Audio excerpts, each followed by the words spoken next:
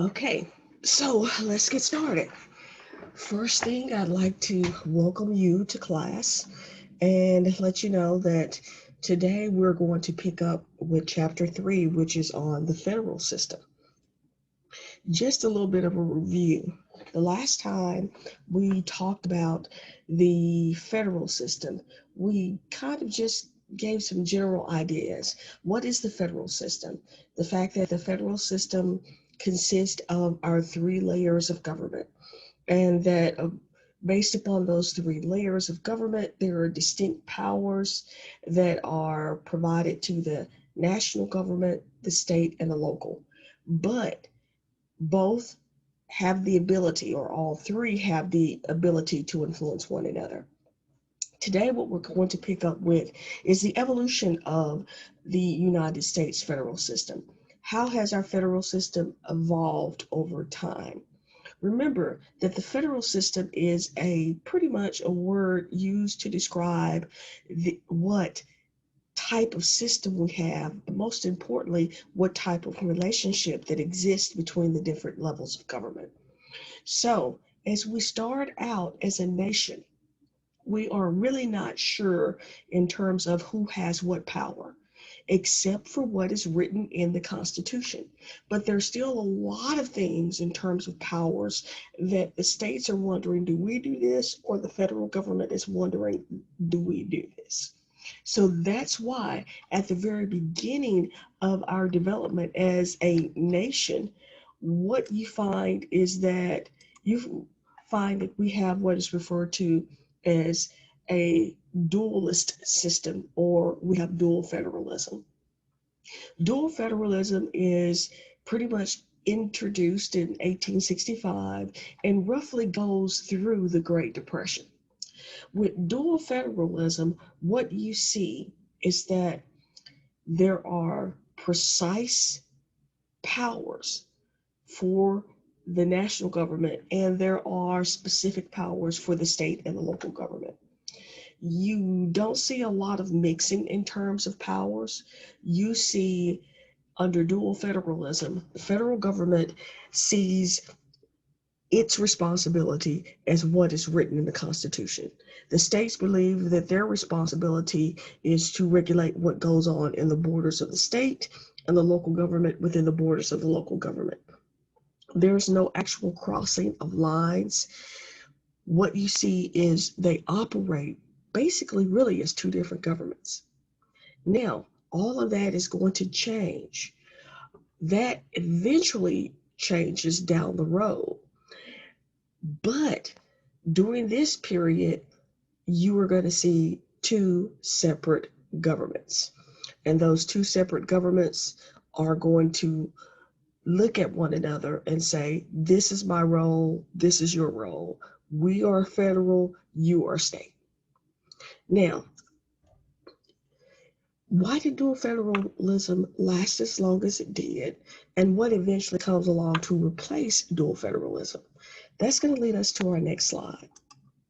When we talk about dual federalism, probably the person that we need to talk about the most is President Hoover, because President Hoover is going to be that last president to help promote this ideal of dual federalism.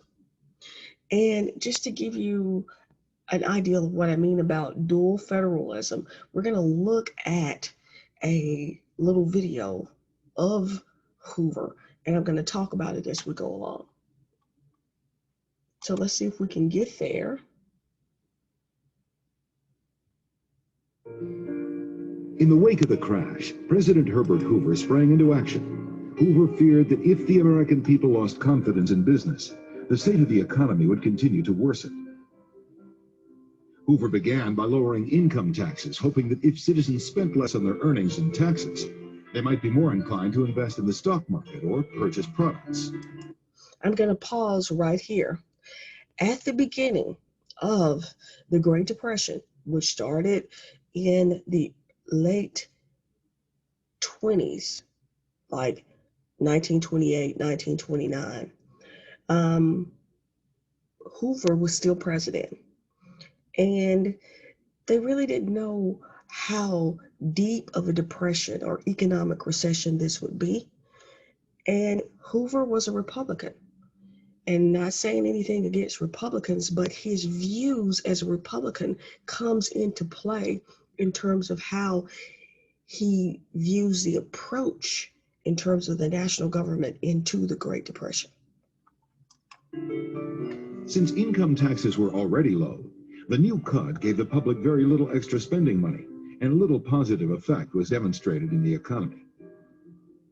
Hoover was also concerned that the result of the financial panic would mean that businessmen would cut employee wages in an effort to cut costs.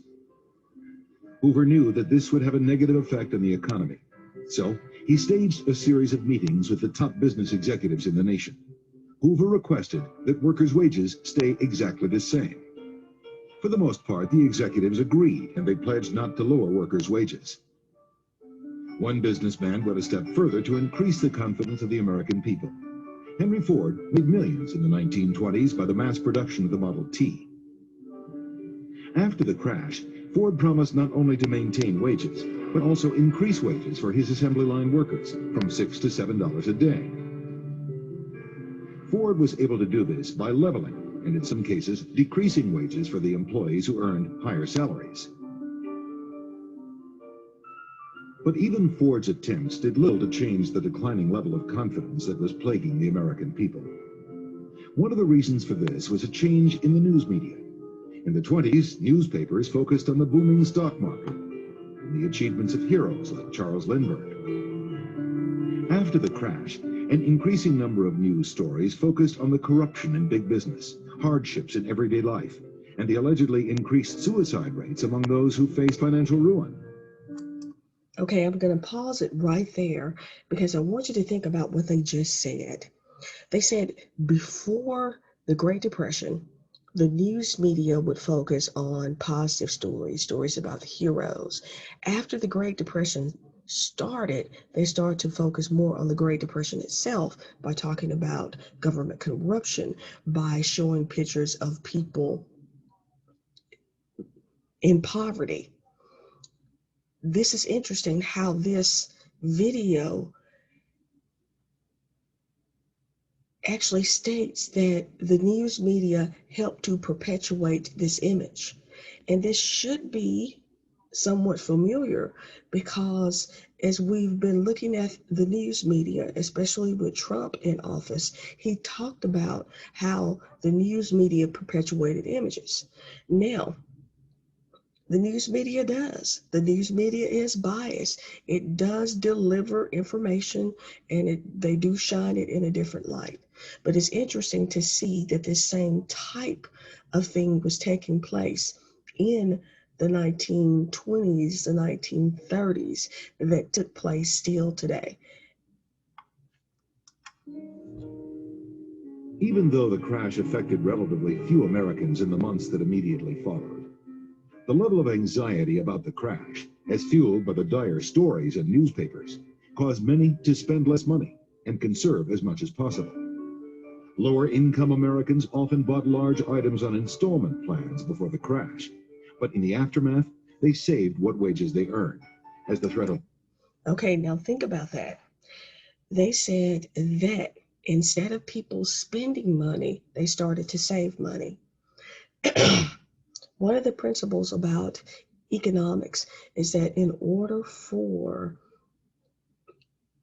the market to move the way that it needs to, then people are going to have to spend money. When people stop spending money, it's less money out there. So that means that demand goes down.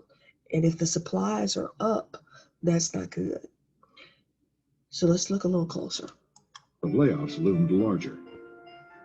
The wealthier class often had the most invested, and therefore had the most to lose when Black Tuesday came. As their extra income evaporated, they too stopped investing and severely limited the amount of money they spent. Small business owners suffered greatly as a result, as merchandise languished away in storefront windows and profit. Again, very much a similarity to what we have today. You have small business owners suffering during the Great Depression.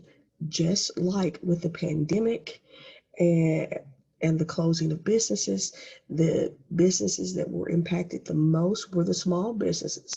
A lot of them ended up going out of business, just like during the Great um, Depression. So as you can see, history kind of repeats itself. Profits continued to diminish. Banks were also hard hit by the crash. Well over 1,000 banks closed in 1930 alone. The next year, that number nearly doubled. Most of these banks had been speculating in the stock market with their customers' money. As an increasing number of banks closed their doors, more and more Americans saw their life savings vanish. Despite the efforts made by President Hoover to reassure the American people, public confidence in the state of the economy worsened. In previous decades, economic downturns had been referred to as panics. The president felt that panic was too harsh a word and sought another word that would decrease the level of anxiety in the public. Hoover termed this latest slump a depression, and the name took. Hoover maintained his view that the federal government should not interfere with free enterprise. He felt that federal regulation would undermine the capitalist system upon which the American economy was structured. He believed that encouraging industry was an important step toward ending the Depression. If industry grew, more jobs would become available, and people would be able to spend more money. He was strictly opposed to any form of welfare program, thinking that giving money directly to the unemployed would strip them of their initiative and worsen the Depression. Hoover sought to protect American businessmen and farmers from foreign competition. The result was the Smoot-Hawley Tariff Act. The act was passed in 1930, and it raised tariffs on many goods by as much as 60%. The result of the new tariffs was anything but positive. World trade declined, and other countries raised their tariffs to counter the exorbitant American rates. Okay, take a look at what they said about President Hoover. They said President Hoover believed that the way to stimulate the economy was pretty much to help the businessmen. A lot of his policies were designed to help keep big businesses afloat. If the big businesses were afloat, if they were expanding, they were hiring people, and to kind of just let the economy work its way out. We were in a slump, and eventually it would come out. If you notice, they also stated that he did not support the ideal of providing any type of welfare incentive to the unemployed, directly to the people.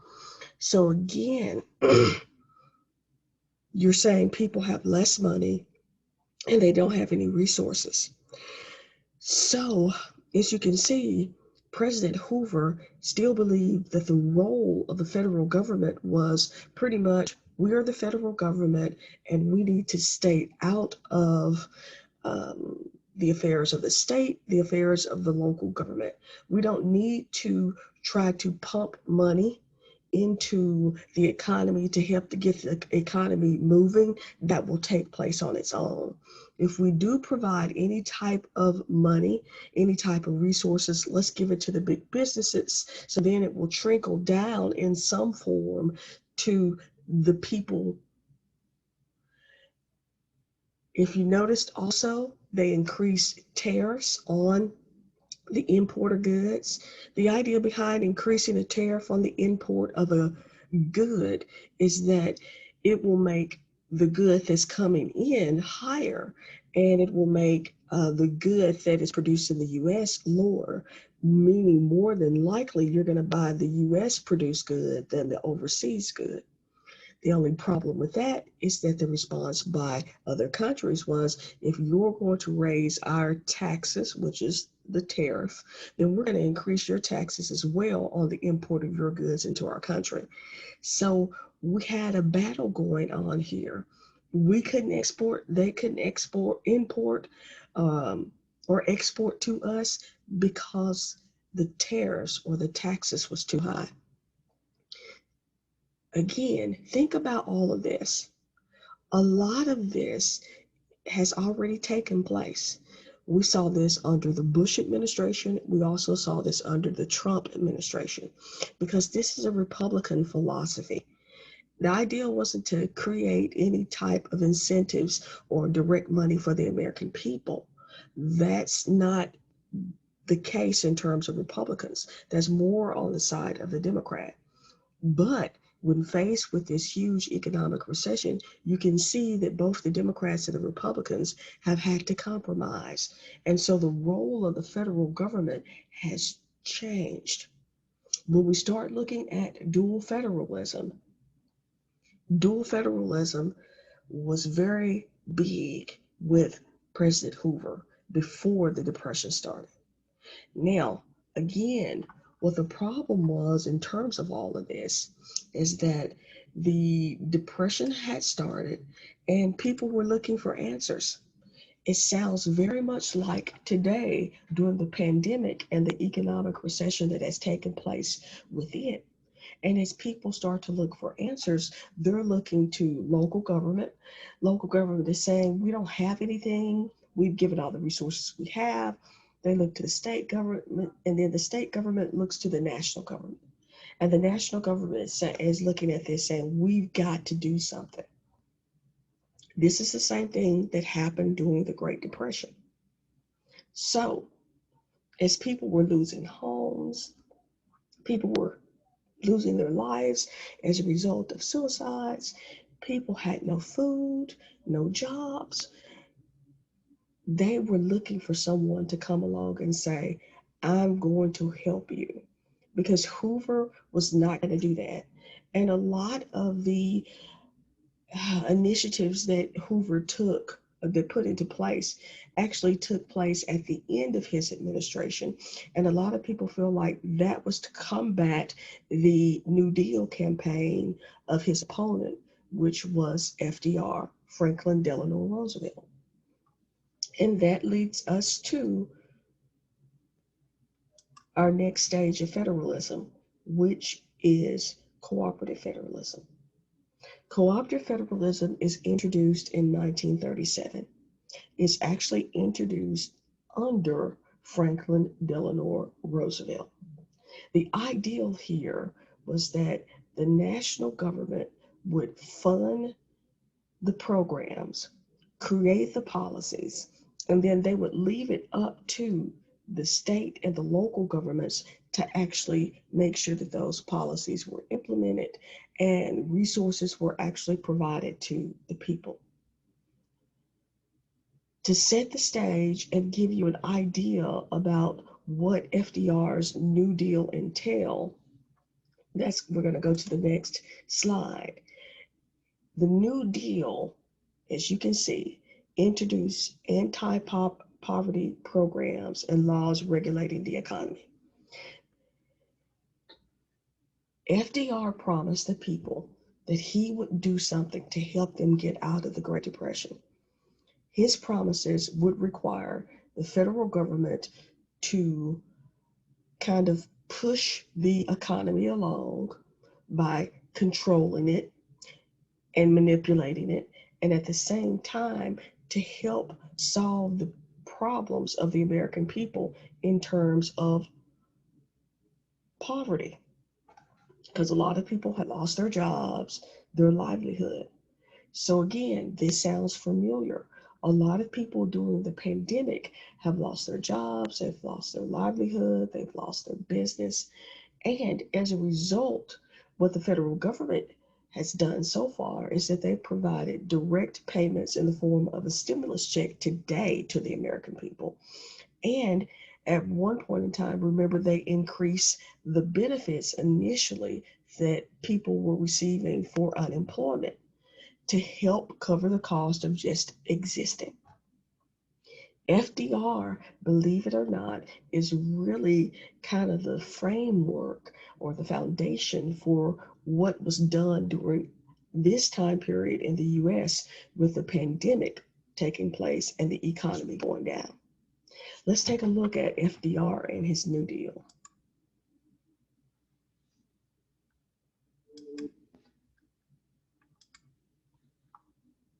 March 4th, 1933, Roosevelt's first day in office. 14 million Americans were out of work. 9 million had lost their life savings. The economy had collapsed. Americans everywhere waited for the president to tell them what he was going to do. Roosevelt could hope that the economy would repair itself, or he could try something that had never been done before in America: intervene on a massive scale with the power of the federal government. Now think about what was said in the film, that Roosevelt he had several choices. He could just sit there and wait and let everything kind of work its way out, or he could step in and the federal government take on a huge role to try to move the economy along. That is what took place in 2020 after the pandemic required people to social distance and to wear masks, that led to the closure of a lot of small businesses. The federal government, then people were looking at the federal government in 2020 for answers. And the answers that the federal government provided was a direct stimulus payment, actually to the American people, to kind of help boost the economy, hoping that people would be able to use that not only to pay their bills, but maybe to buy a few extra things, help boost the economy, put money back out there. And then the federal government also provided assistance to colleges, to big business, to small business. They provided low interest loans to kind of help keep the economy moving along. Let's continue to listen, because the foundation of what we saw in 2020 and what we are continuing to see in 2021 to the response to our economic recession actually goes back to the New Deal. That's where a lot of these ideas are coming from.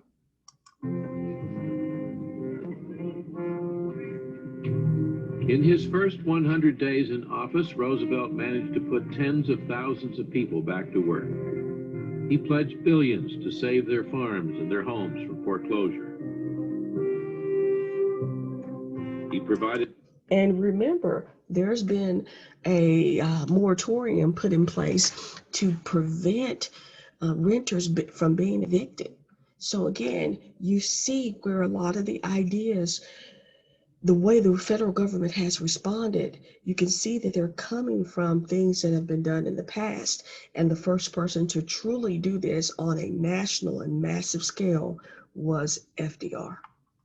Relief to the unemployed. He restored confidence in the banks and guaranteed the savings of millions of Americans.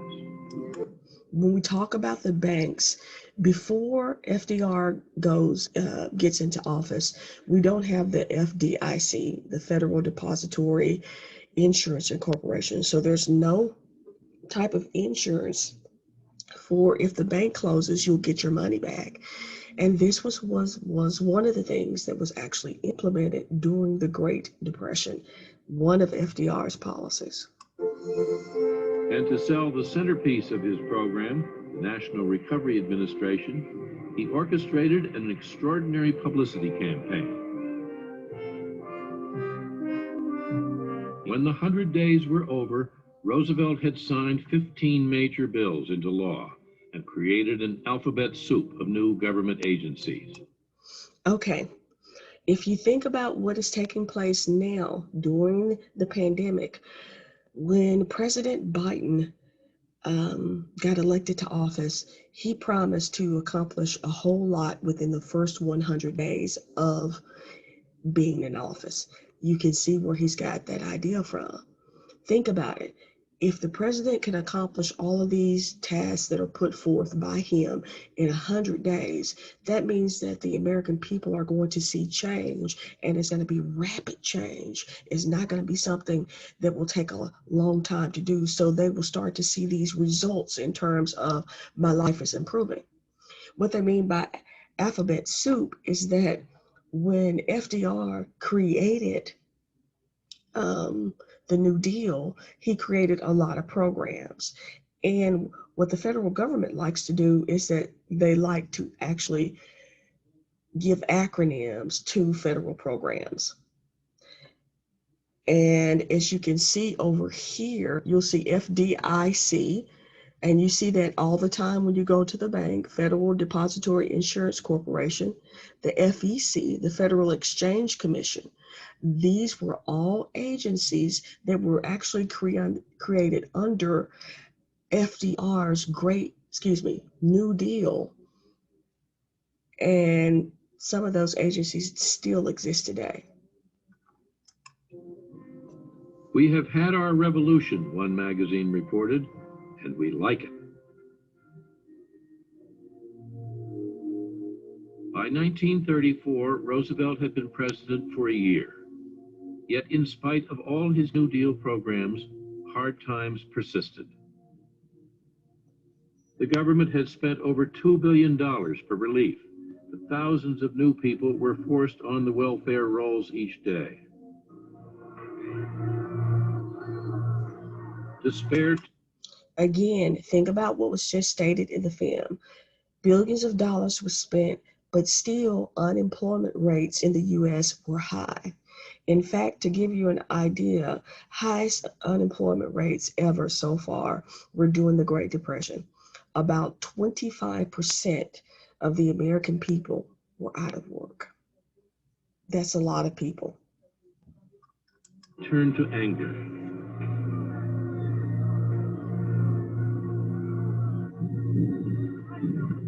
Violent protests and strikes swept across the country. Roosevelt's consensus was beginning to unravel. During the euphoria of his first 100 days in office, even Republicans had supported him. Now they turned against him. The New Deal is government from above. And think about that. When FDR took office, he was supported by both Republicans and Democrats. Why? Because both of them wanted to help, both political parties wanted to address the issue of the economic recession. The Great Depression was huge. FDR comes along and he creates a number of programs to help address the problems that exist at that point in time. All of this sounds familiar as President Biden takes over the presidency from Trump. And what we see is Biden trying to implement change after change after change after change to try to lift the economy and get it going. It is based on the proposition that the people cannot manage their own affairs. Republicans charged that government was becoming too big and too intrusive. We do not want... Which, listen to what they said, that government was becoming too big and too intrusive. This was the Republican Party during FDR's term in office. Does that sound familiar? Does that sound like what is taking place with the Republican Party now, and even took place with the Republican Party under President Trump?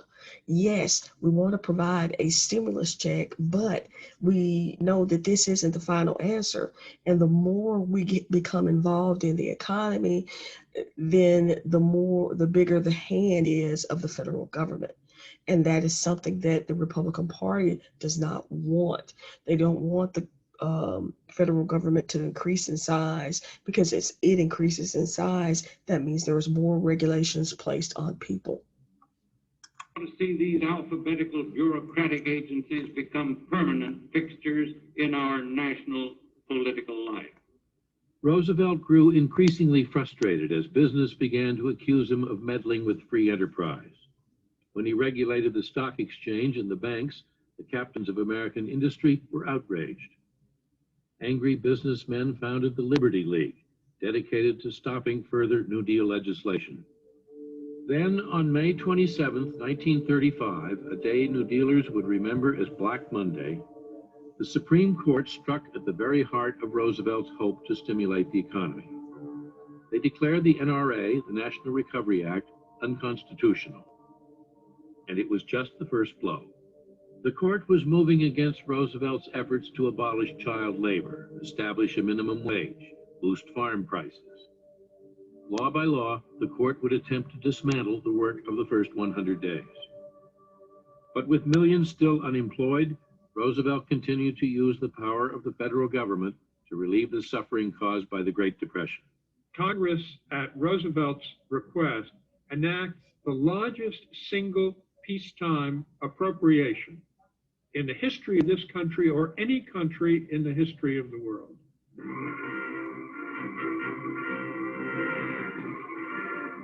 Federal jobs for thousands at the rate of 100 a minute. Men and women hired by the government worked on more than 5,000 schools, 1,000 landing fields, 13,000 playgrounds. Even artists went to work for the WPA. But for Roosevelt, this was just the beginning. For millions of Americans, impoverished children, the unemployed, the elderly with no savings, the disabled, he offered the Social Security Act. He sold it as an insurance policy for everyone. But the poor, Roosevelt was saying, had rights too. So as you can see, Social Security had developed under FDR as part of the New Deal, and Social Security still exists today. Tradition in the United States have been private charity, community charity. Families take care of their own. So hopefully with FDR, what you notice is that we see cooperation. Now, how does this cooperation work? When FDR created the programs, he went to Congress and said, this is what I want to do. I want to create these programs. And as we create these programs, we're going to provide funding for them. But what we're going to do is leave the actual administration of these programs up to the state and local governments. So it became the responsibility of the state and local governments to actually make sure that individuals were able to receive these benefits. Now, when the federal government hands out money to a state or to a local government or to an entity, they do that in the form of a grant. And we're going to talk a little bit more about that. But first, what I want to show you is that what impact cooperative federalism had in terms upon spending within the state. Before 1940, if we look at the chart over here in 1927, most of the funding provided for programs were done at the local level. So that means that when people needed help, it was done locally. Your local community took care of you. State did very little, federal government did very little. But once the Depression comes about in 1940, what you see is that the amount of money that the federal government is spending, the amount of money that the states are spending increases, especially for the federal government, drastically. And we see a reduction in the amount of money that's spent at the local level. So if there is increased funding by state and the federal government, will there probably be increased involvement? Yes. If we look at another graph, this graph, federal aid to states and localities has increased dramatically since the 1950s. You see, starting in roughly 1955, going through where we see 2020. From less than $50 billion in 1955 to close to $225 billion in 1880. Ad then declined somewhat, but has been on the rise since the 1990s. In other words, the amount of money that is provided to that's provided by the federal government to the state and to the local governments has drastically increased. So a lot of the money that states have in their budgets to actually spend is coming from the federal government. Let's take a little closer look. Let's look at the states. Down here you see percentage of state revenue. So this is the percentage of how much money is being provided to the state governments by the federal government. So if you have a budget of $100 and 30 of those dollars is coming from your mom and dad, then you really not putting all the money into the hat. And that's what's the case when it comes to state governments. A tremendous amount of money is provided by the federal government to help states actually stay afloat, conduct business, do the things that they need to do.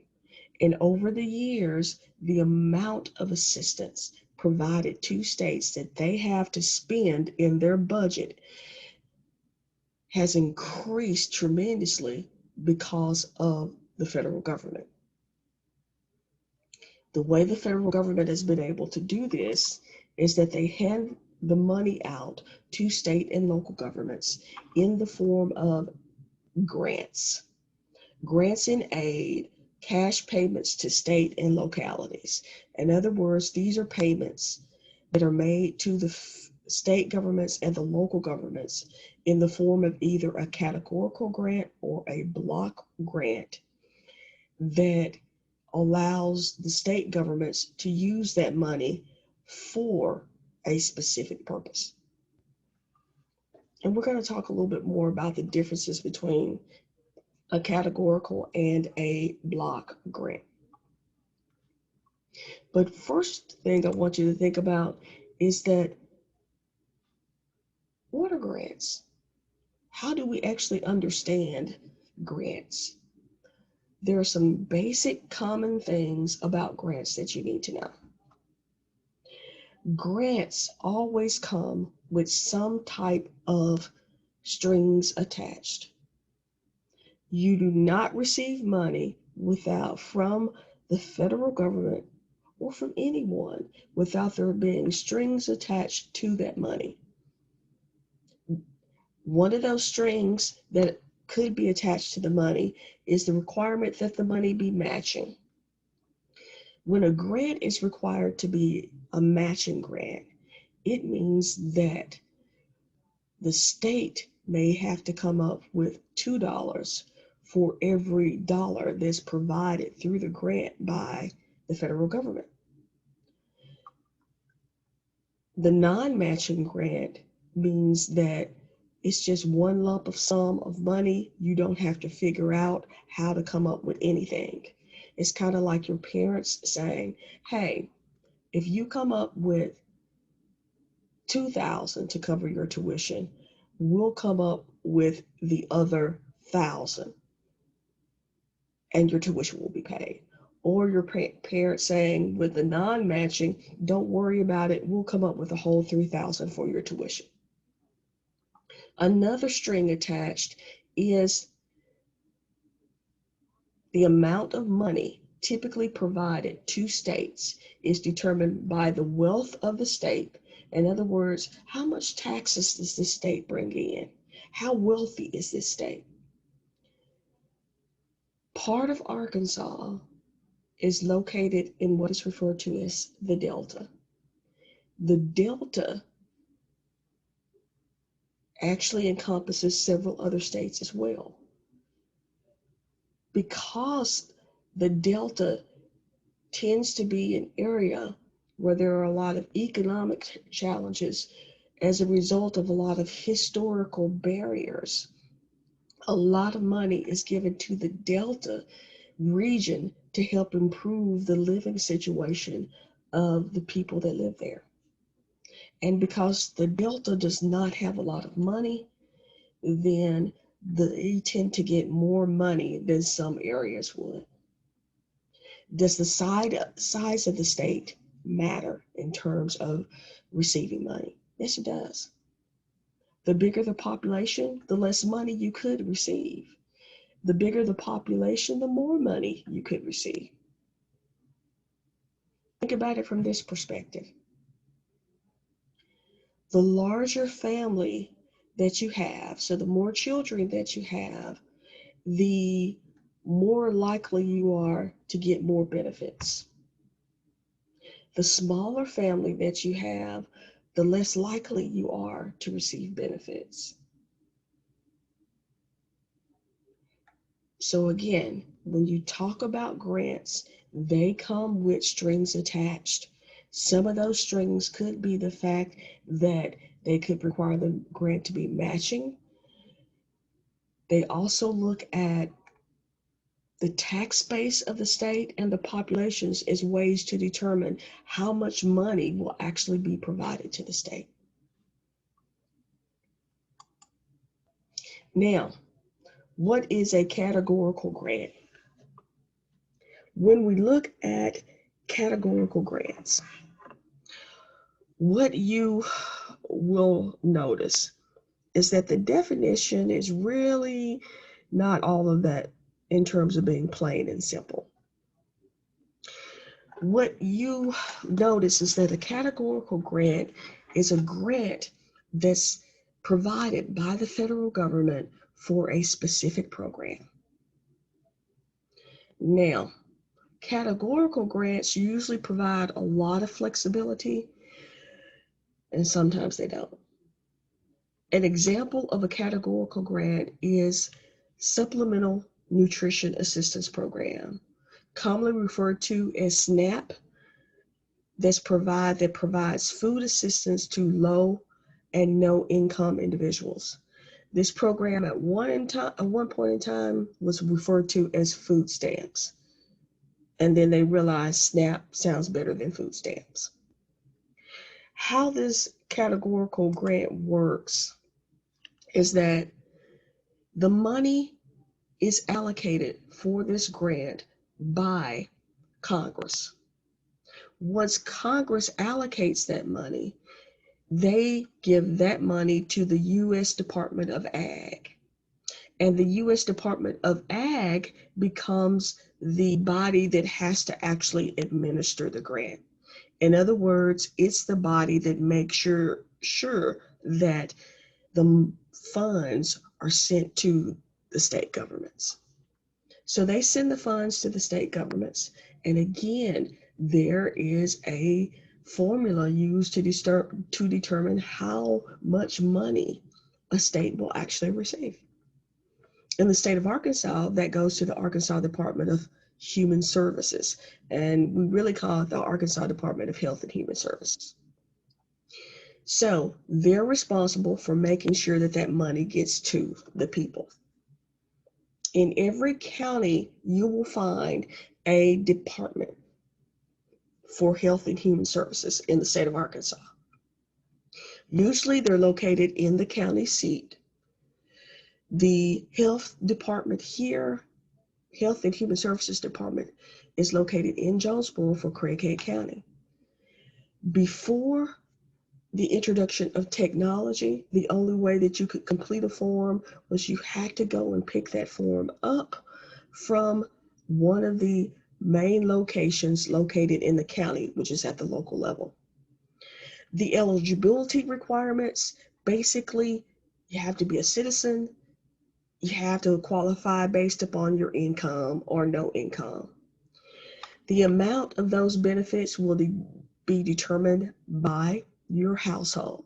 How many people live in your house? How many people work? How much money do you pay for rent? How much money do you pay for utilities? All of that will be taken into consideration, calculated, and it's going to determine how much money you receive. And then you have the actual administration of those benefits.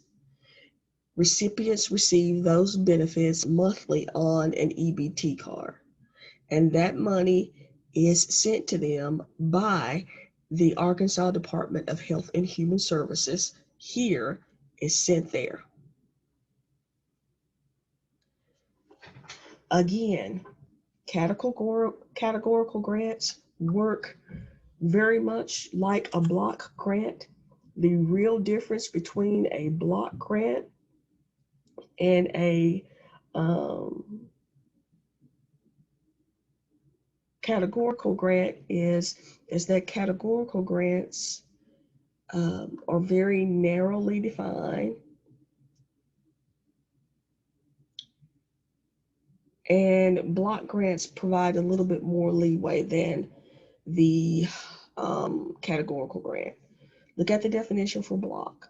These are programs provided to state and local governments to be used in a broad function area, such as criminal justice or mental health programs.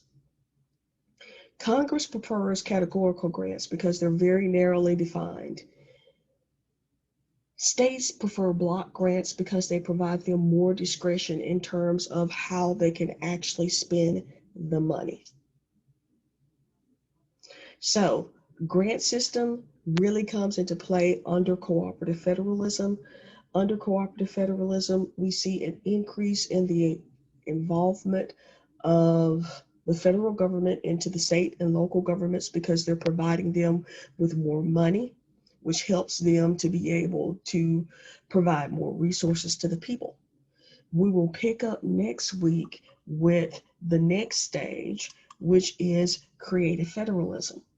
We will also pick up with chapter 6, which will be over public opinion and political socialization.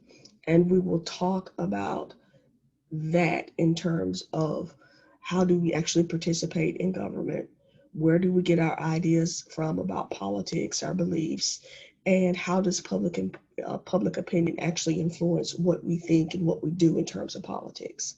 So we will be looking at that next time, as well as completing up this chapter on federalism. Make sure that if you did not take the quiz over federalism last week, you still have an opportunity to complete that quiz. It will be open starting Thursday, March 4th at 1 o'clock until Friday, March 5th at 1 o'clock. So if you didn't get a chance to take it, go ahead and take it then. Make sure that you look at the announcements section on Blackboard, because in that section, I have pretty much listed what you will need to expect for the next 4 weeks of class, because I have altered the syllabus just a little. And I've also sent you an email about what to expect for class. Don't forget that registration for the summer and the fall semester will begin next week for students. So that means that you will need to contact your academic advisor in your major, arrange a meeting with them so that they can help you develop your schedule, go over degree requirements, and remove your advising hole. Because remember, you can't register for classes until you at least talk with your advisor, and most advisors are doing sessions through Zoom and email. That is it. I have truly enjoyed today, and I will see you next week.